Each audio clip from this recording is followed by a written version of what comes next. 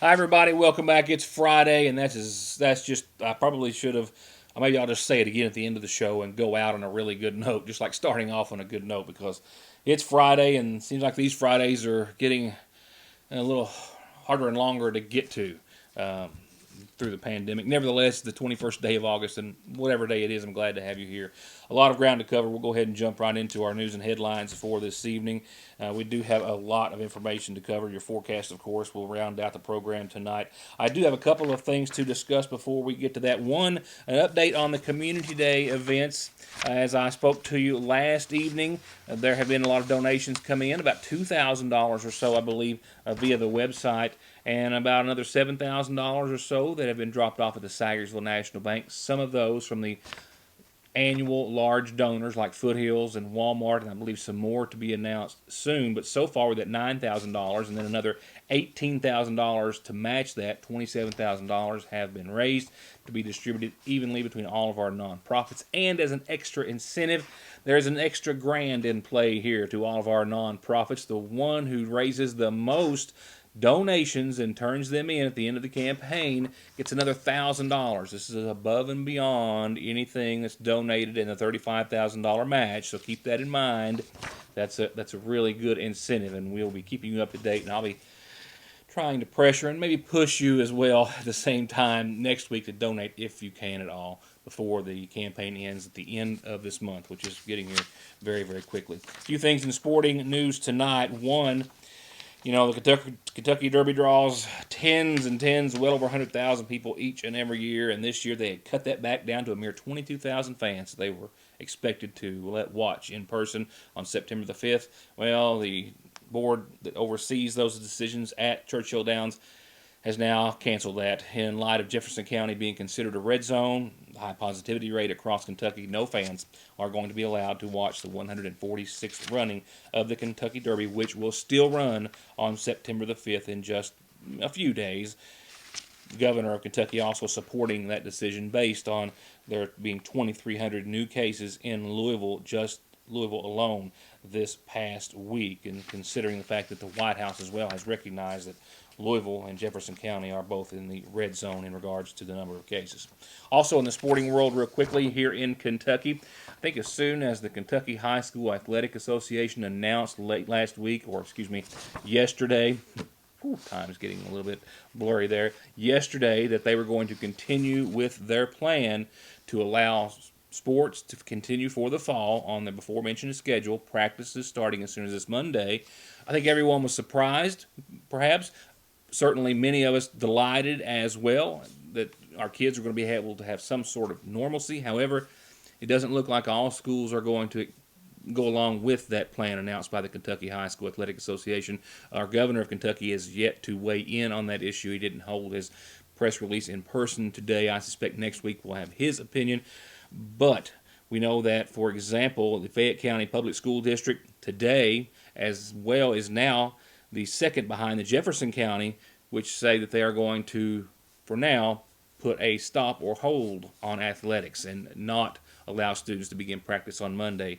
Fayette County is going to hold a meeting on Monday to assess the situation and see if they will allow any sports activity. But right now, not all schools in Kentucky are necessarily going to be allowing sports to get underway, and I'm cautiously optimistic that they're going to be allowed to in any form or fashion. But we'll have to wait and see what decisions are made on the state level.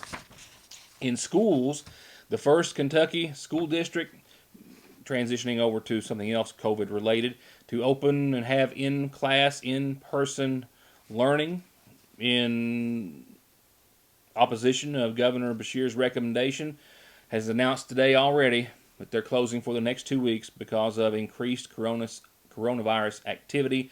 Also, possibly an employee in the Greene County High School, which is in the Greene County, of course, Superintendent William Hodges District, testing positive. So they're closing for 2 weeks. They're going to wait and reassess the situation there. Also, the Gospel Christian School in Clinton County that opened as well to in-person classes this month in Kentucky against the advice of the governor has also now closed for 2 weeks due to at least 2 students testing positive for COVID-19 this week. They too now switching back to virtual learning. And also in our schools, on the collegiate level we go, Eastern Kentucky University has a new president. This is making headlines tonight here specifically because he's a Johnson County native.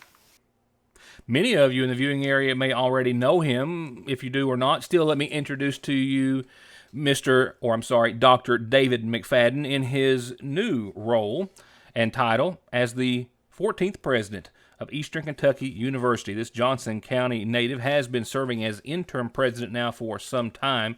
He was actually hired on as an interim president back in December after the 13th president, Dr. Michael Benson, stepped down. So McFadden becomes the third Eastern Kentucky graduate to ascend to the presidency after Dr. Doug Whitlock and Dr. Robert Martin.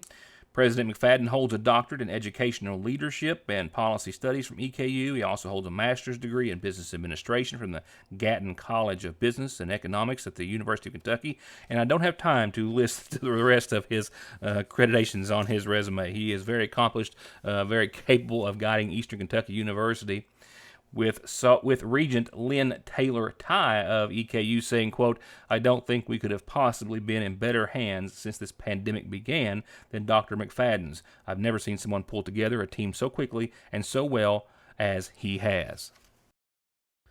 Oh, it's what a lot of you have been waiting for. They're back, but only for a limited time. Loaded potato wedges at your Sagersville Lee's famous recipe. That's right, our famous hand-cut homemade potato wedges smothered in cheddar cheese, real crispy bacon, topped with either sour cream or ranch, your choice. And they're still only $2.49 with tax. Get them while you can at your Sagersville Lee's.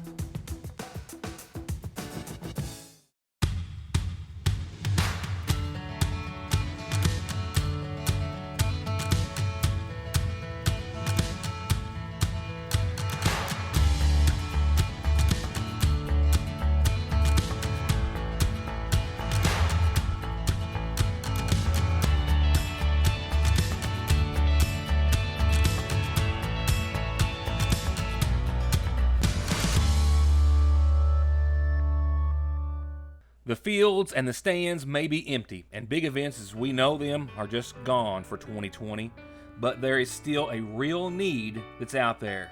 Magoffin County Community Day needs your support. For the past 16 years, Community Day has been instrumental in helping our local nonprofits and civic groups raise the funds for all the good things they do for our community.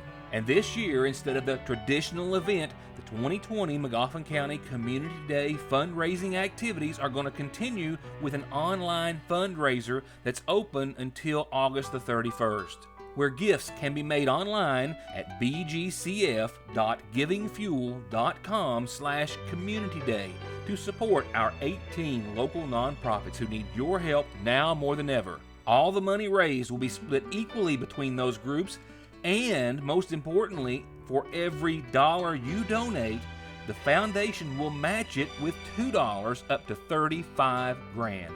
That means your gift of $20 becomes $60, or your gift of $100 becomes $300 to support those important programs and crucial services provided by our local nonprofits. So please go to bgcf.givingfuel.com/communityday and donate today.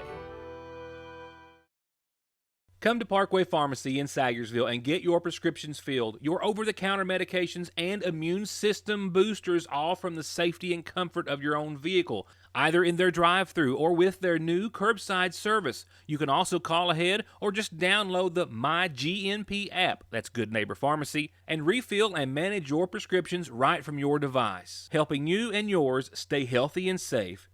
Parkway Pharmacy in Sagersville, 349-4400. Car accidents don't stop. Accidents at work don't stop. Disability and SSI cases don't stop. Your legal needs and concerns don't stop for the coronavirus, and neither does McFarland and Tinker. They are open, able to schedule appointments per CDC guidelines, and always available for telephone and video conferences. Please, be safe, be smart, stay home, and don't let your legal needs fall victim to the pandemic. Call McFarland and Tinker and let them take care of them for you. Connolly Tire in Staffordsville is now a proud partner of Rough Country. for all of your suspension and lift kit applications. And you can always go to conleytire.net to get the latest offers. Like right now, $100 when you buy a set of Mickey Thompsons, $100 on a set of Continentals, and many, many more summer deals, including $35 computer diagnostics. That's Conley Tire in Staffordsville, 297-2424. It's something that I've been aware of most of the week and just have been watching without any words to express, and all that I can share with you tonight are those that we have from the state police at this time that has confirmed that they are investigating an incident which was just a freak accident that is now, we believe, going to be responsible for claiming the life of a young eastern Kentucky boy with Magoffin County family ties after a tree fell on he and his brother, possibly another small child involved. It happened Saturday in Martin. I've spoken with some of the extended family, just enough to know that little 10-year-old boy from Floyd County does have family ties here in Magoffin County and is much loved here and by all who knew him for an infectious personality from what I have read and heard about him. Nevertheless, he and a brother were playing in a tree outside a family home when a portion of the tree or it fell and struck one of them, the little 10-year-old, directly in the head, and he suffered severe brain trauma. And as a result, the end result being that his family donated his organs to save other lives of other small children, possibly across the country. This video here comes from the Hoops Family Children's Hospital in Cabell, Huntington, saying that they were honored to pay tribute to a family who chose to give the gift of life, this being their first pediatric honor walk, where all medical personnel stood in silence to honor this young man as he was taken to surgery to save others. Forever to be known as a hero for donating his organs to help save other lives. Next, several indictments returned just yesterday by the sitting Johnson County grand jury. 36-year-old Derek Priest of Paintsville was indicted on assault in the first degree and being a persistent felony offender in the first degree. The assault charge from causing serious physical injury to a female by means of a deadly weapon, and he'd also been convicted of at least one prior felony, resulting in the PFO in the second charge. 26-year-old Rhiannon Butcher of Whittensville was indicted on a single count of knowingly exploiting an adult over $300 but less than $10,000. The grand jury, taking into account testimony from Deputy James Tabor of the Johnson County Sheriff's Department that says that she exploited an adult, resulting in a total loss to a man more than $300. 30-year-old Adam Rohr of Boone's Camp, indicted on a single count of assault in the second degree for causing serious physical injury to a female from Williamsport, Kentucky. 41-year-old Gary Gamble from Inez was indicted on fleeing and evading police in the first degree in a motor vehicle, another charge of fleeing and evading in the first for fleeing on foot, wanton endangerment in the first degree, being a persistent felony offender in the first degree, tampering with physical evidence, and operating a motor vehicle under the influence, all related to an incident that took place on June the 9th when he tried to elude the Johnson County Sheriff's Department in his automobile and on foot and created substantial danger to several individuals who were in the vehicle with him at the time. PFO in the first degree comes from him having more than 2 prior felonies on his record since being 18. 27-year-old Timothy Hall of Paintsville was indicted on 3 counts of assault in the third degree of a police officer or probation officer and 1 count of being a persistent felony offender in the first degree. That goes back to January, and you may recall the court surveillance video that I showed you around that time when, while making a court appearance on the 3rd of January, he attacked 2 bailiffs and a probation and parole officer while making a court appearance in the Johnson County Courthouse. He did so while he was handcuffed and shackled, sending all 3 of those officials to the hospital for their injuries, while Hall was actually making a court appearance for charges related to an incident in a Paintsville park back last June, where a call came into 911 about a strange man scaring children, where he started to attack and curse and threaten police when they responded to the situation. And 27-year-old Joshua Eric Cottle of Stambo was indicted on a count of assault in the first degree and robbery in the first degree. This goes back to last June, where he reportedly had a .38 caliber handgun and shot a James McKenzie through the arm, and that bullet also entering his side.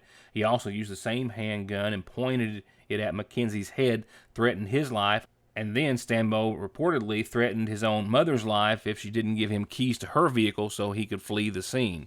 Thus, the robbery in the first degree charge. Police looked for him for about 4 or 5 days before they finally arrested him for that assault, noting that at that time he was already wanted on an outstanding indictment warrant for first-degree strangulation, first-degree assault, and receiving stolen property. Other indictments included one returned to the name of William Webb of Van Leer for possession of a handgun by a convicted felon and persistent felony offender. James Buck Sherman of Thelma indicted for tampering with a prisoner monitoring device. Another indictment was returned in the name of Christopher Kistner of Paintsville for failure to wear seatbelts, possession of a controlled substance in the first degree, operating a motor vehicle under the influence, second offense, driving on a suspended license, and no insurance on the vehicle. Gary Ratliff of Hager Hill was indicted on possession of a controlled substance in the first degree, operating a motor vehicle under the influence of drugs or alcohol, and operating on a suspended license. He was in possession of methamphetamine behind the wheel. Bradley Parsley of Louisa indicted for possession of a controlled substance being methamphetamine, possession of a controlled substance in the first degree being heroin, and promoting contraband because he still had methamphetamine in his possession upon being booked into the Big Sandy Detention Center. Richard Patrick of Paintsville indicted for possession of a controlled substance in the first degree and possession of drug paraphernalia. Robert Hausinger, also known as Robert Buzz Allen Hausinger of Staffordsville, was indicted on trafficking in a controlled substance within 1,000 yards of a school, complicity to do so. He was also named alongside Heather Halcomb of Paintsville, who was as well indicted on the same charges per the same investigation. Jolena Music of Sitka for possession of meth, endangering the welfare of a minor, 2 separate counts, and hindering apprehension in the second degree. And Sylvia Blevins for possession of methamphetamine, possession of drug paraphernalia, complicity with another. That'll be all for this month's indictments out of Johnson County. I've already covered the 3 that were released here in. I'll cover more news after this. It's hard to describe the t-shirt lines and looks in right now at the seasonal shop, but I'm going to try. 2 of them are made right here in KY, Ridge and Holler, because, in Kentucky, you're always in one or the other, and both are always beautiful. Just check these designs out. The other is Yonder, and it's made in Pikeville, and it's just as cool and creative and all Kentucky. Definitely something there to appeal to everyone. And the ever-popular Turn Row brand, also at the seasonal shop for all fans of anything farming. And you can come into the shop and experience the magic of perfectly chilled drinks. For regular and slim cans, regular or even wine bottles, cups, and more. It's the Cadillac of koozies by Brewmate. All colors and styles in stock right now at Fraser's Prater Drugs seasonal shop.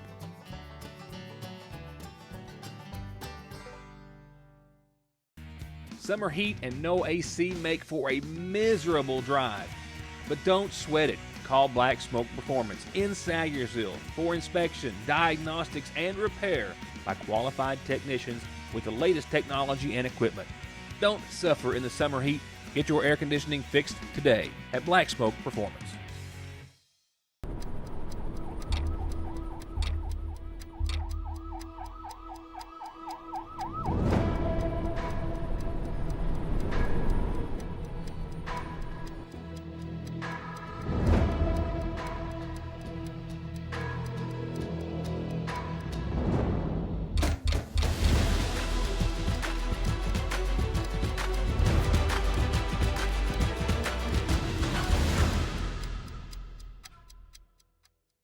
A serious single vehicle crash on Route 7 this morning didn't result in any life-threatening injuries, but pictures say that it certainly could have. This was on Route 7 this morning, I think sometime around 7 o'clock or so. It's a single vehicle accident you can see here. where the pickup truck skidded off of the roadway. The driver, for we believe, as authorities were told, swerving to miss a small animal in the roadway, left the roadway, struck the utility pole, nearly snapping it in half, and then you can see the extensive damage done to the full-size pickup truck. Miraculously, no life-threatening injuries resulted in this collision. I believe the driver, fortunately, was the only one inside. The impact primarily on the passenger side of the vehicle. The federal government has accepted the state's application to bring in more money to help those on unemployment here in Kentucky. Those will see a total of $400, $300 from the federal government, and the additional $100 that the governor said that he was applying for earlier this week. That affects almost 80,000 Kentuckians who are getting at least $100 a week in unemployment benefits for the weeks of July the 26th through the middle of this month, the 15th, just days ago. All those receiving an additional $400 in Kentucky instead of the what was $600. Now for your daily COVID update. Statewide, the governor announced today we have stopped the exponential growth and escalation of the virus, but we still have to fight every day, wear masks, and stay 6 feet apart to get this thing on the decline and open things more safely. Governor announced 785 more cases today. Almost 1 in 7 were under the age of 18, 97 under the age of 18, 17 under the age of 5. 8 new deaths were reported today, the youngest 49 years of age from Clark County. Locally, I spoke with Pete Shepard today about another day of multiple cases confirmed here in McGoffin County. We're averaging about 2 a day, about 14 a week here in McGoffin County. These 2 today have a similarity between them. The 2 individuals are both from McGoffin County, but according to Shepard, both contracted the coronavirus elsewhere. Yes, we had 2 new ones today. None of them related to any of the past cases we've had this week.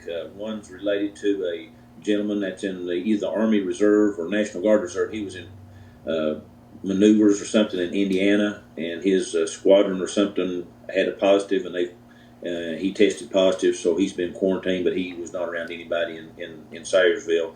The other one was a lady that had been to church services in Morgan County, and that church has had, I think, 3 or 4 positive cases out of it, and she was positive, and we believe that's where she come in contact with it at.